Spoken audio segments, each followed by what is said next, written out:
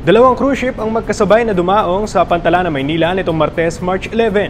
Sa balitang Pantalan ni Jill Manalo, 4 pang mga cruise ship ang inaasahang dadaong sa Pantalan ng Maynila bago matapos ang buwan ng Marso.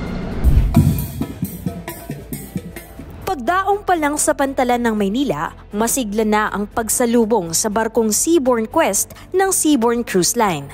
Bago pa kasi dumikit ang barko sa Pantalan ay nakaabang na sa Manila South Harbor ang mga tauhan ng Port Management Office ng NCR South at ng Department of Tourism NCR para sa pagbaba ng mga turista mula sa barko.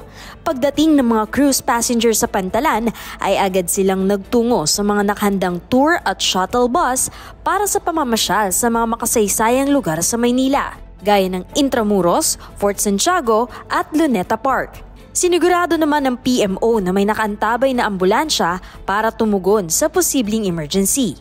Nasa higit 400 mga turista ang sakay ng Seabourn Quest habang nasa higit 300 ang mga crew nito.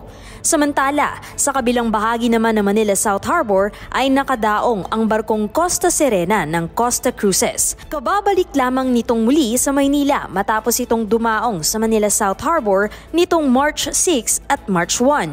Sa Maynila kasi ang sakayan at babaan ng mga pasahero ng barko patungo sa iba't ibang mga destinasyon sa Asia sa ilalim ng round-trip Asia Tour ng barko. Umalis din ang Costa Serena hating gabi ng March 11 habang nagtagal ang Seabourn Quest sa Pantalan ng Maynila hanggang March 12. Parehong patungo sa Kaohsiung, Taiwan ang dalawang barko. Sinundan naman ang pagdaong ng Seabourn Quest at Costa Serena ng mga cruise ship na MS Riviera at Queen Anne sa Pantalan din ng Maynila.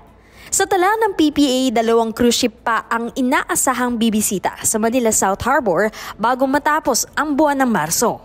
Sa kabuuan, nasa 10 beses dumaong ang mga cruise ship sa Pantalan ng Maynila ngayong Marso. Jill Manalo para sa PPA TV.